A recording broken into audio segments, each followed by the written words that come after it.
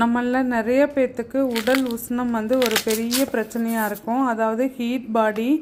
இதுக்கு எனக்கு தெரிஞ்ச ஒரு நல்ல ரெமெடி என்னன்னு பார்த்தீங்கன்னா, நல்லா ஒர்க் அவுட் பண்ணி வேர்வை வர்ற மாதிரி ஒர்க் அவுட் பண்ணி அந்த வேர்வை வெளியில் வந்துச்சு அப்படிங்கும்போது நல்லா பாடி சில்லுன்னு ஆயிரும். நம்மளுக்கு ஒரு நல்ல பாசிட்டிவ் தாட்ஸும் இருக்கும், நம்ம எனர்ஜெட்டிக்காகவும் இருப்போம்.